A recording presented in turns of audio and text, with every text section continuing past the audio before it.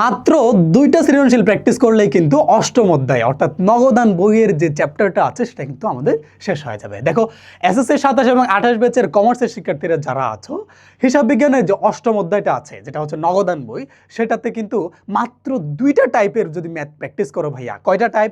মাত্র হচ্ছে 2টা টাইপ। দেখো খুব মজার একটা বিষয়, 2টা টাইপের ম্যাথ প্র্যাকটিস করলে কিন্তু তোমাদের এই চ্যাপ্টারটা কমপ্লিট হয়ে যাবে। এবং আমি তোমাদেরকে সেই 2টা ম্যাথ দেখাবো এবং তোমাদেরকে দেখাবো আসলে এই পুরো চ্যাপ্টারটাকে আসলে কোন কোন টাইপের ম্যাথ আসে। এবং তোমরা যদি এই ভিডিওটা দেখো পুরো চ্যাপ্টারের উপর একটা ক্লিয়ার কনসেপ্ট পেয়ে যাবা এবং বুঝতে পারবা যে এখান থেকে কোন কোন টাইপের প্রশ্ন আসতে পারে এবং সেগুলো তোমাদেরকে আসলে কিভাবে লিখতে হবে। এবং ঠিক সবগুলো সৃজনশীল থেকে মাত্র 2টা সৃজনশীল বাছাই করে দিয়ে দিব, যেটা পড়লে তোমাদের কিন্তু কি হয়ে যাবে পরীক্ষায় মানে লিখতে তুমি খুব সহজে লিখতে পারবা এবং সেই দুটার মধ্যেই পরীক্ষাতে যে কোনো একটা আসবে। হ্যাঁ, তো সুতরাং এই ভিডিওটা খুবই গুরুত্বপূর্ণ এবং দেখতে থাকো। আসো আমি তোমাদেরকে জিনিসটা দেখাই কিভাবে হচ্ছে 2টা ম্যাথ প্র্যাকটিস করবা। দেখো একটু আগে হচ্ছে আমরা আমাদের ব্যাচের যারা স্টুডেন্টরা আছে তাদেরকে হচ্ছে পড়াচ্ছিলাম পুরো চ্যাপ্টারটা। এবং এই যে এখানে তোমরা দেখতে পাচ্ছ এখানে হচ্ছে সব হচ্ছে আমাদের সৃজনশীলটা আছে, সৃজনশীলগুলো পড়াইছে একটু আগে। তো এখান থেকে তোমাদেরকে আমি একটা ছোট্ট ট্রিক্স আমি দেখাবো। দেখো তুমি যখন আসলে বইটা খুলবা অষ্টম অধ্যায় খুলে দেখবা সেখানে হচ্ছে 60টা তোমাদের কি আছে, 60টা হচ্ছে তোমাদের অনুশীলনের প্রশ্ন আছে। সেই 60টার মধ্যে যে প্রশ্নটা হচ্ছে 2 নম্বরে আছে এবং যে প্রশ্নটা হচ্ছে 3 নম্বরে আছে, একটা কি বললাম, যে প্রশ্নটা হচ্ছে 2 নম্বর আছে, 2 নম্বর প্রশ্নটা একটু খেয়াল করলে তুমি দেখবা যে এখানে কি আছে জানো, এখানে হচ্ছে তুমি দেখবা একটা তোমাকে বলছে খ নাম্বারে বলছে হচ্ছে তোমার 2 ঘরা নগদান বই তৈরি করো। কি বলছে? 2 ঘরা নগদান বই তৈরি করো। গ নাম্বারে তোমাকে বলছে যে তুমি কি করো, 3 ঘরা নগদান বই তৈরি করো, 3 ঘরা নগদান বই তৈরি করো। আমি তোমাকে 3 নাম্বার প্রশ্নটা একটু দেখাই। দেখো ভাইয়া, এই যে 3 নাম্বার প্রশ্নটা যদি তুমি দেখো, তুমি সেখানে দেখবা যে নগদ প্রাপ্তি জাবেদা প্রস্তুত করো, নগদ প্রদান জাবেদা প্রস্তুত করো।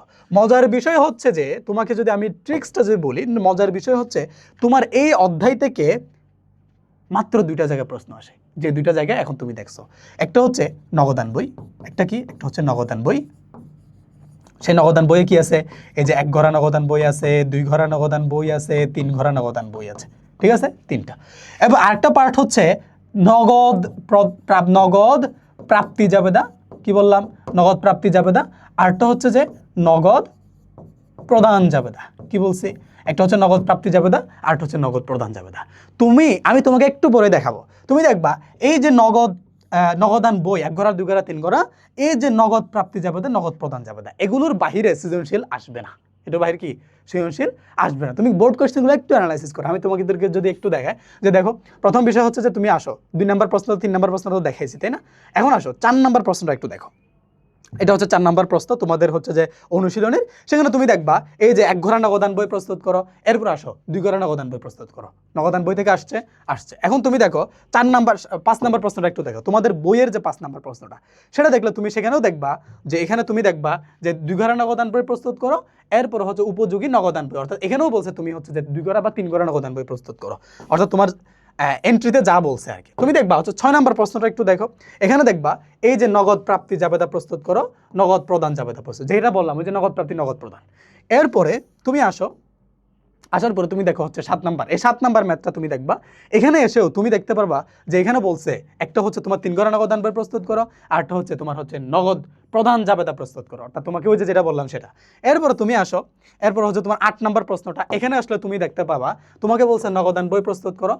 তুমি দেখবা সাধারণ জাবেদা আছে। সাধারণ জাবেদা তো আমরা প্রত্যেকেই পারি, তাই না? এটা তো অনেক আগে থেকে সাধারণ জাবেদা, যেটা হচ্ছে তোমার ডেবিট ক্রেডিট নির্ণয় করে বসাইতে হয়, তাই না? তুমি আসো, এরপরের প্রশ্নটার মধ্যে আসো, এরপর হচ্ছে নগদ প্রদান জাবেদা প্রস্তুত করো। এরপর তোমাকে বলছে 3 ঘরা নগদান বই প্রস্তুত করো। ঠিক আছে, এরপরে তুমি আসো, এরপরের প্রশ্নটাতে আসো, এখানে বলছে একই নগদ প্রাপ্তি জাবেদা প্রস্তুত করো, 3 ঘরা নগদান বই প্রস্তুত করো।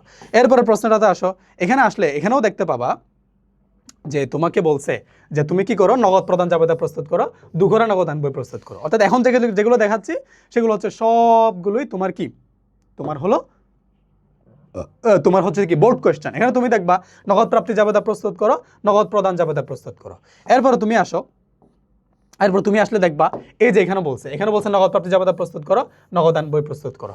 এরপর তুমি আরো নিচে আসে, এখানেও দেখতে পাবা নগদ প্রদান জাবেদা প্রস্তুত করো, 2 ঘরা নগদান বই প্রস্তুত করো। অর্থাৎ তুমি যদি ভাইয়া নগদ প্রাপ্তি জাবেদা নগদ প্রদান জাবেদাটা ভালো করে শিখে নাও, 2 ঘরে নগদান বই 3 ঘরে নগদান বই ভালোভাবে শিখে নাও, তাহলে তোমার এই চ্যাপ্টারটা কি কমপ্লিট। এখন আসো কতে। কতে তোমার তো বিভিন্ন ধরনের প্রশ্ন আসতে পারে, অনগদ লেনদেনের পরিমাণ নির্ণয় করো, বাট্টার মোট পরিমাণ নির্ণয় করো, অফিস সরঞ্জামের মোট পরিমাণ নির্ণয় করো, এই ধরনের বিভিন্ন ধরনের প্রশ্ন আসতে পারে। তাহলে আমি 2টা টাইপের ম্যাথ বললাম, একটা হচ্ছে নগদ প্রাপ্তি জাবেদা, নগদ প্রদান জাবেদা, আরটা হচ্ছে নগদান বই। এবং নগদান বইয়ের মধ্যে কি কি আছে, 1 ঘরে নগদান বই, 2 ঘরে নগদান বই, 3 ঘরে নগদান বই। আমি বুঝাইতে পারছি? তো এই ম্যাথগুলো যদি ভাইয়া তুমি পেরে যাও, তাহলে তোমার আশা করি এই পুরো চ্যাপ্টারের মধ্যে আর কোনো ধরনের প্রবলেম থাকবে না। অর্থাৎ আশা করি এই বিষয়টা তোমরা বুঝতে পারছো। তোমরা অনেকেই হচ্ছে যে মানে কনসাইজ করতে পারো, অর্থাৎ একটা চ্যাপ্টারকে মানে তুমি আগে কি করবা, নিজে একটা কি করবা, একটা হচ্ছে যে গবেষণা করবা, করে দেখবা যে এখান থেকে আসলে কোন টাইপের ম্যাথ আসে। তুমি হচ্ছে নগদ প্রাপ্তি যাবে, নগদ প্রদান যাবে, একাধারে 5-10টা করে শেষ করে ফেলো। আমরা হচ্ছে পেজে ভিডিও দিয়েছি, তুমি দেখে নাও। এরপরে হচ্ছে যে এরপর নগদান বই যেটা আছে সেটা হচ্ছে একাধারে 4-5টা করে প্র্যাকটিস করে ফেলো, দেখবা যে তোমার এমনিতে তোমার এই বিষয়ে দক্ষতা চলে আসছে। বুঝাইতে পারলাম? তো এই ছোট্ট বিষয়টা তোমাদেরকে দেখালাম ট্রিক্স, এটা কি ট্রিক্স। তো এই ট্রিক্সটা তুমি যদি অ্যাপ্লাই করো ভাইয়া পড়ো, তাহলে ইনশাল্লাহ তোমাদের আর পেছনে ফিরে তাকাইতে হবে না, তোমরা অনেক দূর এগিয়ে যেতে পারবা, পরীক্ষায় ভালো রেজাল্ট করতে পারবা। কিন্তু ট্রিক্সগুলো বুঝতে হবে, এইভাবে অ্যানালাইসিস করে পড়বা, ইনশাল্লাহ পারবা। এবং আমরা আমাদের বেচের স্টুডেন্টদেরকে কিন্তু আমরা এই ধরনের অ্যানালাইসিস করে কিন্তু কি করি, পড়াই। বুঝতে পারছো? তো আমি তোমাদের আকিব ভাইয়া, পড়াশোনা করছি ঢাকা বিশ্ববিদ্যালয়ে, ক্লাস বেলে আমি নিয়মিত কমার্সের টিচার হিসেবে আছে। এবং তোমরা যারা কমার্সের স্টুডেন্টরা আছো, নিয়মিত ক্লাস বেলের পেজে এবং ইউটিউব চ্যানেলে নজর রাখবা, ইনশাল্লাহ তোমরা এখান থেকে অনেক ভাবেই তোমরা উপকৃত হতে পারবা। তো দেখা হচ্ছে পরবর্তী কোনো একটা ভিডিওতে। ভালো থাকো, সুস্থ থাকো।